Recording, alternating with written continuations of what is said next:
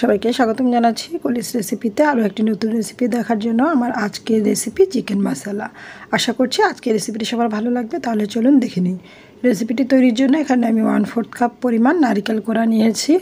এবারে নারকেল কোড়াটাকে একটি ব্লেন্ডার মিক্সিং জারে নিয়ে নিলাম। আরও দিয়ে দিলাম 2 টেবিল চামচের মতো পানি দিয়ে এটাকে ব্লেন্ড করে এক সাইডে রেখে দিচ্ছি। এবারে একটি প্যানের মধ্যে প্রথমে দিয়ে দিচ্ছি 1/4 কাপ পরিমাণ সরিষার তেল। এরপর দিয়ে দিচ্ছি একটি তেজপাতা, 2 টুকরো দারচিনি, 4-5টা সবুজ এলাচ, 4-5টা লবঙ্গ আর 3-4টা গোলমরিচ। এবারে দিয়ে দিলাম বড় সাইজের 2টো পেঁয়াজ কুচি। এবারে চুলার আঁচটা মিডিয়ামে রেখে পেঁয়াজটাকে সুন্দর একটা ব্রাউন কালার আসার আগ পর্যন্ত ভেজে নিতে হবে। যখন পেঁয়াজটা সুন্দর একটা ব্রাউন কালার চলে আসবে, দেখতেই পাচ্ছেন কালারটা চেঞ্জ হতে শুরু করেছে, ঠিক এই পর্যায়ে এসে মশলাগুলো অ্যাড করে দিতে হবে। প্রথমে দিচ্ছি 1/2 চা চামচ আদা পেস্ট আর 1/2 চা চামচ রসুন পেস্ট। আদা রসুন পেস্ট দিয়ে কয়েক সেকেন্ডের মতো একটু সাথে করে নেবে, এতে করে আদা রসুনের কাঁচা স্মেলটা চলে যাবে। এরপর বাকি মশলাগুলো অ্যাড করে দিচ্ছি। দিয়ে দিচ্ছি 1 চা চামচ হলুদ গুঁড়া, 1 চা চামচ ধনিয়ার গুঁড়া আর 1/2 চা চামচ লাল মরিচের গুঁড়া। ঝালটা আপনারা আপনাদের টেস্ট অনুযায়ী এখানে অ্যাডজাস্ট করে নিতে পারেন।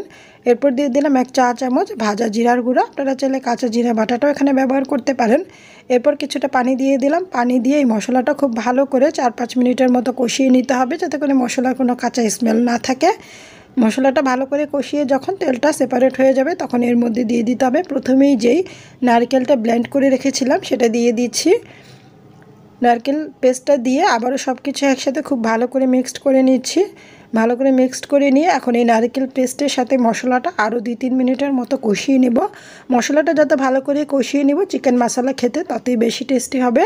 এবারে দিয়ে দিলাম স্বাদ অনুযায়ী লবণ দিয়ে আবারও সব কিছু একসাথে খুব ভালো করে মিক্সড করে নিচ্ছি। আর ব্লেন্ডারের মিক্সিং জারটা একটু ধুয়ে সামান্য একটু পানি দিয়ে দিচ্ছি, যাতে করে মশলাটা আরও একটু ভালোভাবে কষানো যায়। পানিটা দিয়ে মশলাটা আরও 4-5 মিনিটের মতো কষিয়ে নিয়েছি। আর দেখতেই পাচ্ছেন চমৎকার একটা কালার চলে এসেছে মশলার মধ্যে, আর তেলটাও কিন্তু সেপারেট হয়ে গিয়েছে। গ্রেভিটা যতটা সুন্দর করে কষাবেন চিকেন মশলাটা খেতে ততটাই টেস্টি হবে। এবারে দিয়ে দিলাম 600 গ্রাম চিকেন, আর চিকেনটাকে আমি একটু ছোট ছোট টুকরো করে কেটে নিয়েছি। মশলার সাথে চিকেনটা খুব ভালো করে মিক্সড করে নিচ্ছি আর ভালো করে নিয়ে এবারে এই চিকেনটাকে কষিয়ে নিতে হবে মশলার সাথে আরও 4-5 মিনিট। এটাকে ঢেকে দিচ্ছি আর ঢেকে দিয়ে 4-5 মিনিটের মতো চিকেনটাকে কষিয়ে নিচ্ছি।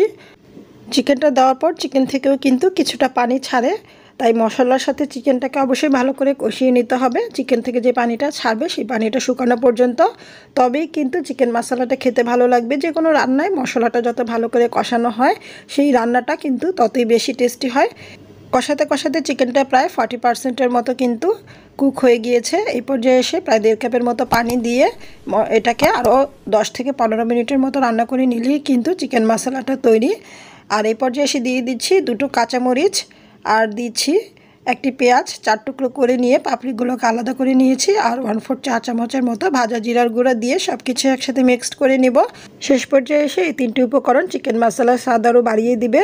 এবারে ঢেকে দিচ্ছি, ঢেকে দিয়ে 1-2 মিনিটের মতো দমে রেখে চুলা থেকে নামিয়ে নিলেই তৈরি হয়ে গেলে দারুণ স্বাদের চিকেন মশলা। আশা করছি আজকের রেসিপিটি সবার ভালো লেগেছে। সবাইকে ধন্যবাদ জানিয়ে বিদায় নিচ্ছি। আল্লাহ হাফিজ।